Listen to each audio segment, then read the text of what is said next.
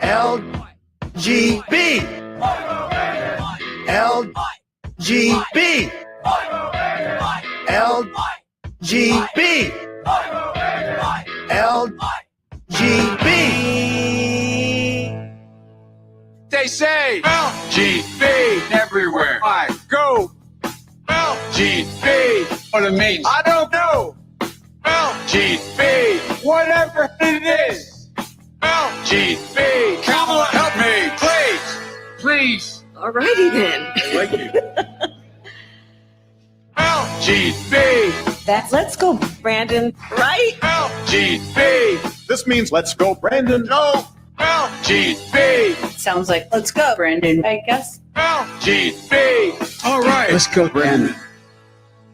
I am Cornholio. Chant LGB. Right wing and left wing. LGB. Go, you know the thing. LGB. If you don't sing that back. LGB. And you ain't black. LGB. Let's go, Brandon. LGB. Let's go, Brandon. LGB. Let's go, Brandon. FJB. Let's go, Brandon. I'm Joe Biden, and I Forgot this message. Greetings, my dear friends, and welcome to another episode of Reading Epic Threads. I'm your host, Patrick Gunnels, joining you from Houston, Texas, this March 6th, 2024 at 5:46 a.m. Central Standard Time. And I would like to continue to apologize for, number one, skipping Reading Epic Threads as often as I have been doing lately. It's just the taking care of business while Ashley is still recovering. It puts a lot more on my plate, but Ashley's doing great. We're really excited about having babies sooner rather than later. And I'm having a really good time being the kids' only option. So now, right after we brought Ashley home, we've been giving the children who are 4 and 3, so little bitty, explaining to them, you can't jump on mommy. You can't ask stuff of mommy. You got to come to me. And they've been really great about it. It's been remarkable. So I'm really excited about that. So anyway, thank you everybody for your patience with me. Obviously, I'm doing this show at early morning before the kids wake up. Fingers crossed. I'm going to do one piece. So this will be a short episode of Reading Epic Threads, as I'm sure you expected. Don't forget to get your orange infused. Oh God, it's just the greatest scent ever. Orange infused angel paste, the best lotion the world has ever made. Made by patriots, for patriots, food grade plant oils, invented by my sister Barbara, manufactured by her at her home in Spring, Texas. The results are amazing. Go to angelpaste.com, check out the testimonials, or go to epicthreads.com, especially if you're planning on ordering internationally. You can do an international order through epicthreads.tv. Epicthreads.tv, sorry, not epicthreads.com. If I said epicthreads.com, I'm sorry. All right, your skin will drink it up. Let's get to Erik Carlson's piece, The Mystery of Julian Assange. From badlands.substack.com, The Mystery of Julian Assange. At this point, I'm questioning everything. By Erik Carlson. When I make the statement, nothing is exactly as it appears, some may hear it and think it's about as obvious as saying water is wet. It's an obvious statement, but do we really believe it? It's exhausting, following the twists and turns of the narratives and storylines being pushed from both sides. At times, I get tired and maybe even lazy and think, okay, this person I trust said this thing that sounds reasonable, and frankly, I'm too tired to look at it from every angle, so I'm just going to take it at face value. I think that this probably happens more often than any of us would admit or even understand. It happens even though we are fully aware we are living through a fifth-generation war where everything should be questioned and almost nothing is exactly as it appears. For example, I believe the mass indoctrination into believing that artificial intelligence is the cure-all of everything ailing the world is a total scam. So far, with what we've experienced with it, I'd say AI is probably closer to mentally challenged than genius. I'm not saying it doesn't have the potential to do great things someday, but what we are being presented with today, and how it is being nefariously used, is a joke. It's as if they're spending billions of dollars to create a supercomputer system that is dumber than the average TikTok influencer while being more biased than a CNN panel. I believe that cabal-controlled AI companies are being driven up in the stock market to launder money. Again, I believe it's a scam. On the same day that Google's AI was being ridiculed for being shamefully woke, NVIDIA reported blowout numbers from their involvement in AI. Things just don't add up. With any new groundbreaking technology, usage is supposed to continually go up over time, but with ChatGPT, the opposite seems to be happening. ChatGPT was launched on November 30th, 2022, and usage started to decline just 3 months later. And it's not just usage that is down, it's the trust and appreciation for AI in general. In a poll taken by Macro between December of 2023 and January of 2024, they found that 74% of Americans are afraid of losing their jobs to AI. Does this sound like a nation that wants more AI? In December of 2022, right after ChatGPT first rolled out, Pew polls found that 38% of Americans were more concerned than excited about AI, with 15% being more excited than concerned. The rest were neutral in their feelings. By August of 2023, just 8 months later, the number of concerned grew from 38% to 52%, and only 10% of Americans were still more excited than concerned about AI. Does this sound like a country that just can't get enough AI? To me, it sounds like something being forced down our throats. It sounds like the U.S. government who does the opposite of what we want. We express our concerns for the borders, so they double up on woke policies instead. We state that we don't want to fund Ukraine anymore, so Congress pulls an all-nighter to pass a bill to send billions more to Ukraine. We know the people who run the world, the cabal, are eugenicists and seek to depopulate the world. Would creating AI that replaces human jobs with AI not help usher in an environment that would allow the depopulation process to take hold? If the cabal opened the borders to allow people to do the manual labor jobs that AI can't do, it would allow a lot of the American middle class to be phased out through AI. This would create a feudal system where the peasants serve the noble elites. The peasants would own nothing and live off of and work the land of the noble elites. It sounds a lot like the World Economic Forum's agenda. It sounds a lot like BlackRock buying up residential homes to turn around and rent them out. You will own nothing.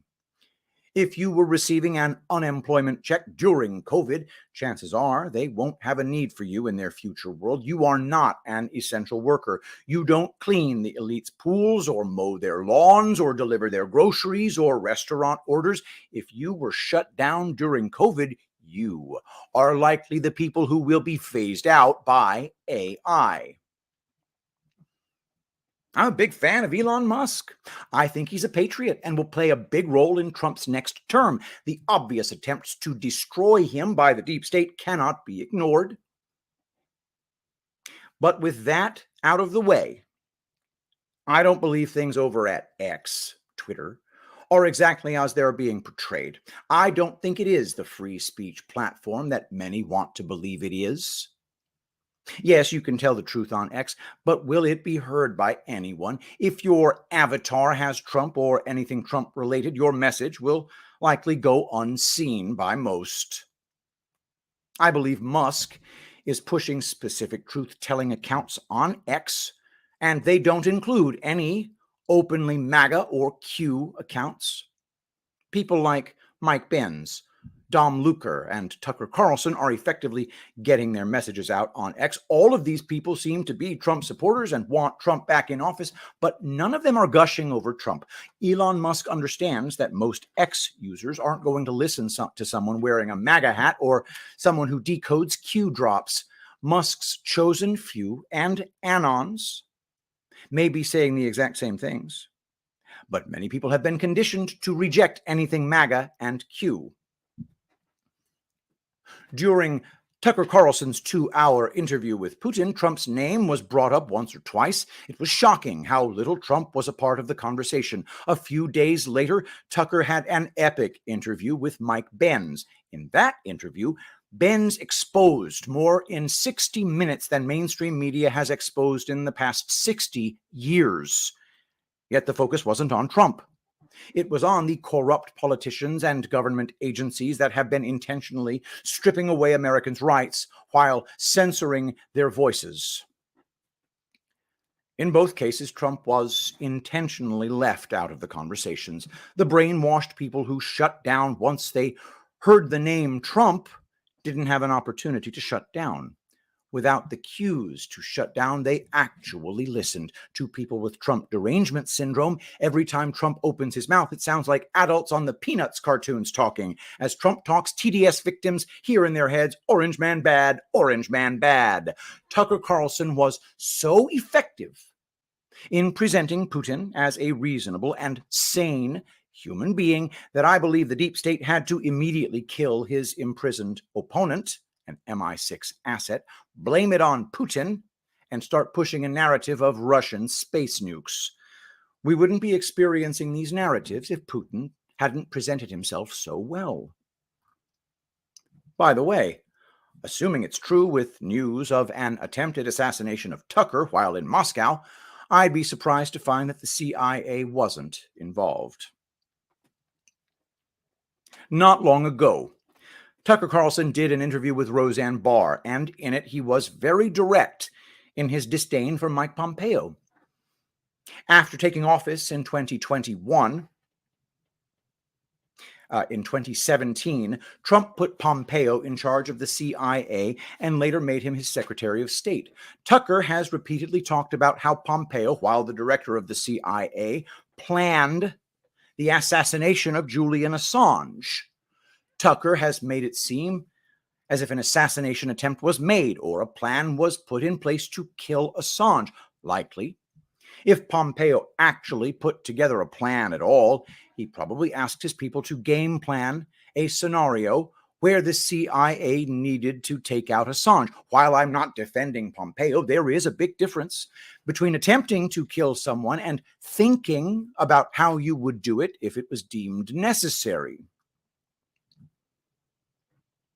What I'm about to say may be way off base and may be easily put to rest at some point in the near future. But when was the last time anyone saw Julian Assange alive?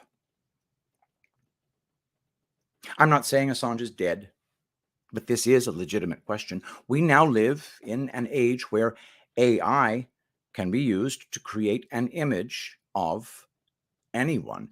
Even fake videos can be made. Yet I haven't seen any proof of life from Julian Assange in quite some time. But honestly, with the technology we now have, even a video of him lifting weights in the prison exercise yard is proof of nothing. To wit, recently I watched a documentary on Netflix about a woman who was apparently stalking her ex-boyfriend, his ex-wife, and his ex-girlfriend, in fact, threatening to kill them. At one point, it appeared, she even burned down the house of the ex-girlfriend and later shot her in the leg. The only problem is she, the alleged stalker, had been dead for a couple of years, and one of the people who claimed to be stalked by her actually killed her. The harassing texts, emails, and violence were proof she was alive, but she was not. In December, Tucker Carlson went to England to interview Julian Assange in prison. From what I understand, the interview was never aired. Very recently, Tucker interviewed Assange's wife and mentioned that the interview wasn't allowed to be recorded. So, essentially, Tucker had a conversation with Julian Assange, presenting a brief timeline of Julian Assange for our purposes.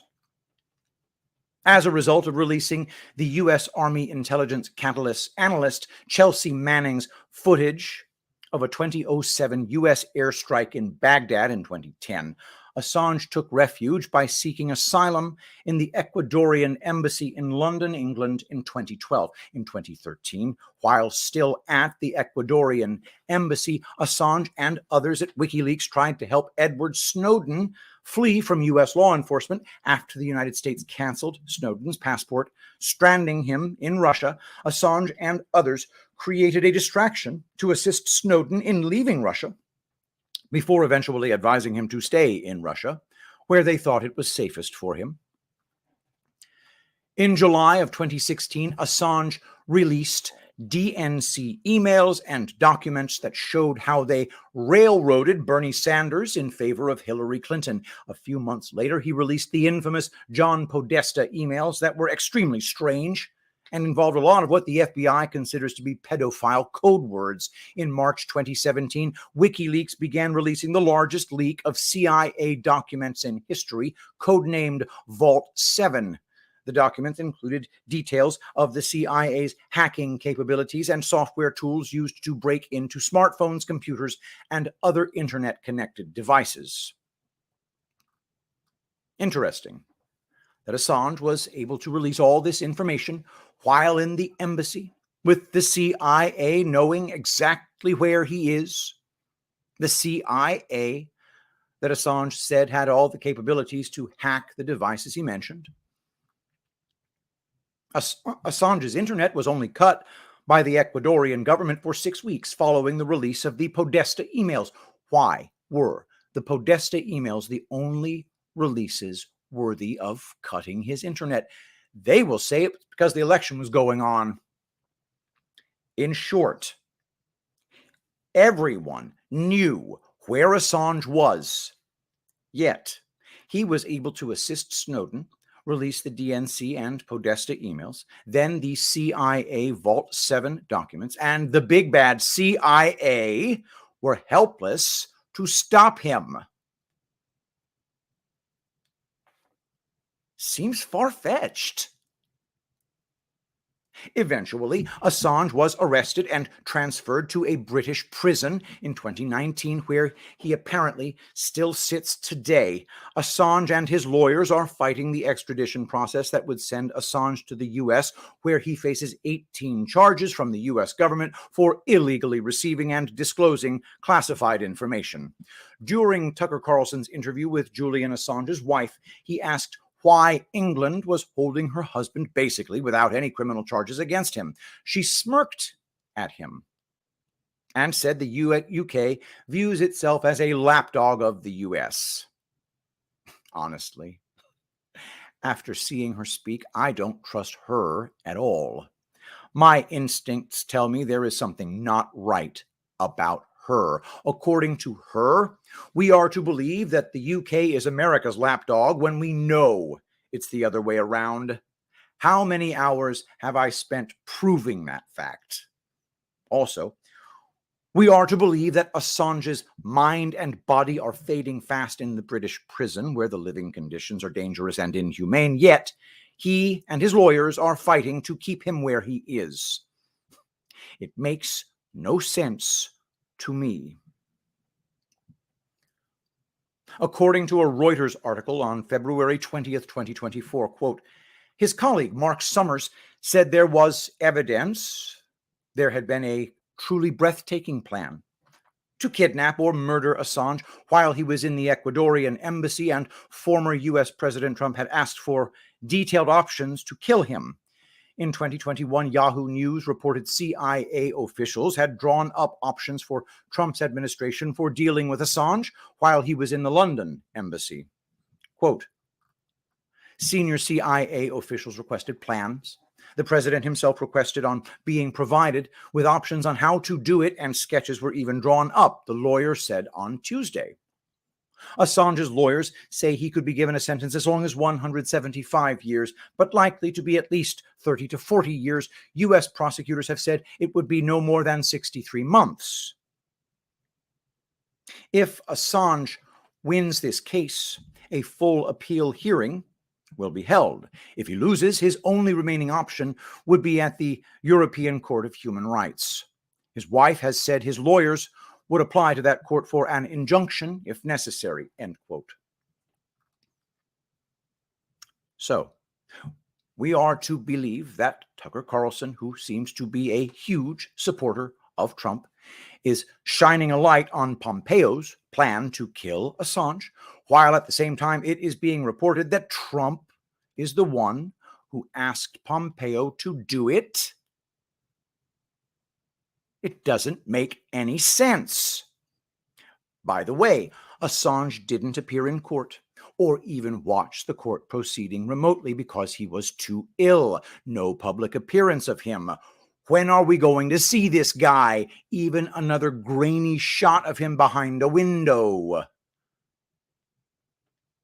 Julian Assange's wife, Stella, likened his case to the case of Alexei Navalny, the Russian opposition activist who died in prison recently while serving a 3-decade sentence. Does anyone believe the Navalny death happened the way it's being reported? The guy was in prison for planning a coup backed by Britain's MI6, and he just so happened to die right after Putin did a 2-hour interview that made him look like a reasonable person, not the tyrannical dictator we are made to believe. Are we to believe that Stella Assange is this ignorant?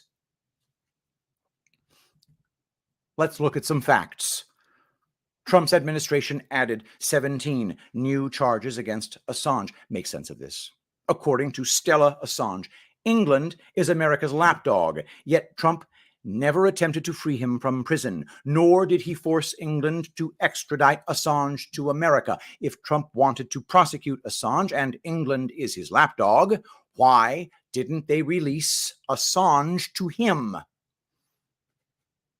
Tucker Carlson is a Trump supporter, yet he glorifies Assange as a patriot and indirectly points the finger at Trump for planning to have Assange killed. This doesn't add up. It doesn't make sense. The only thing that makes sense about Tucker canonizing Assange into sainthood is the idea that he is simply drawing attention to Assange, attention that will later reveal itself as being important to the awakening and exposure process.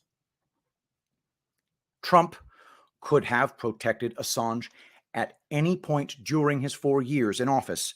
If Assange was a patriot, why didn't he seek asylum at the White House between 2017 and 2021? Honestly, I've always seen Assange as a bit of a white hat, but that's just because of the information that he released on Hillary Clinton and John Podesta.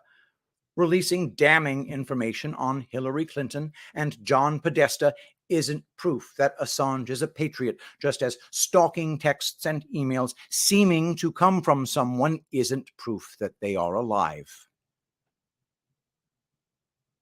As of this moment, I no longer assume that Julian Assange is a patriot. I'm not even convinced he's alive. I will continue to follow this situation with the assumption that Trump and Assange aren't on the same team. Again, unless I see proof of life, I will continue to question whether or not Assange is alive, if Assange is alive, until I see Trump, Tucker, and Assange having a belly laugh together over how they fooled everyone. I will assume Assange is not a white hat. The facts just don't support the idea that he is. If we consider the information that Assange released on Hillary Clinton and John Podesta, has anything really come of it? Are either of them behind bars? If we look at the information drop from another angle, it's possible Clinton and Podesta had been chosen by the cabal to be their scapegoats, thrown under the bus, and Assange did their handiwork. I don't know. I can't even rule out the idea that Hillary Clinton has cut a deal with the White Hats to name names in an attempt to save her own life. It's also not out of the question to wonder if Assange only released the information he has released because it drew attention to him. It could all be about attention, and in reality, he may not actually care about the information he drops as long as it gets views. Is he a whistleblower, a black hat, or an attention freak? Who knows who Assange is really afraid of? Is it the deep state or the white hats? There's no way for me to know. Therefore, I will no longer give him my undeserved trust. I am not saying Assange is a black hat, just that he needs to be looked at from every possible angle. What I've learned in this Assange situation is that not everything I believe to be true today is in fact true. There are things I believed to be true 2 weeks ago that I no longer believe. 2 weeks ago, I would have worn a t-shirt that said "Free Assange" after watching Julian Assange's wife in the Tucker Carlson interview. I don't even assume Assange is a patriot anymore. I could be proven wrong tomorrow for how I am cautiously viewing Assange today, and I'm fine with being proven wrong. It's impossible to be right about everything in this fifth-generation war we're currently living through. What doesn't make sense is to be overly trusting of people who haven't really earned our trust. It's better to be too cautious in handing out our trust than not cautious enough. Have I ever heard Trump say Assange is a patriot? No. Have I ever heard Assange praise Trump? No. Why would I blindly trust Assange? People may be thinking, well, who and what do you trust? I trust America needs God. I trust America needs Trump. I trust there are a lot more good people in America than bad. I trust America needs to become free of its mind control. This should be enough for now. Why should I be in such a hurry to trust people I don't know? Let's recap the past couple of weeks, and you will surely recognize a common theme.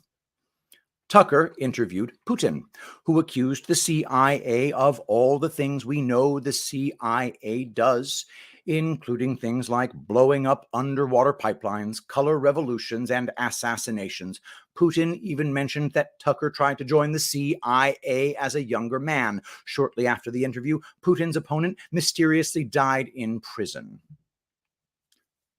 Tucker interviewed Mike Benz, who talked about how the CIA created and uses Google and Facebook to control and censor Americans. Then Tucker interviewed Assange's wife, Stella, and talked about how the CIA planned the assassination of her husband through Mike Pompeo. Then a New York Times story came out about the CIA being involved in Ukraine since 2014. And finally, the story came out that there was an assassination attempt made on Tucker Carlson himself while in Moscow. The would-be assassin claims to have been recruited by Ukraine. Was the CIA involved? Could this all be about drawing attention to the CIA? We'll likely find out soon enough. And that's our show for today. Don't forget to get your hands on a bottle of orange essential oil infused angel paste. It's the best thing I've ever smelled. It's the best thing your skin could ever want. Go to angelpaste.com. Use promo code Shapiro to pry $1 from my grasping hands. International people, go to epicthreads.tv. You can also order from epicthreads.tv if you're here in the States. It actually helps me out if you do that, but angelpaste.com is easiest to remember.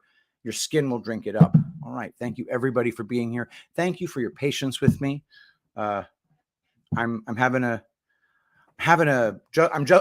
lot of stuff right now, but Ashley is doing a lot better. Very pleased about that.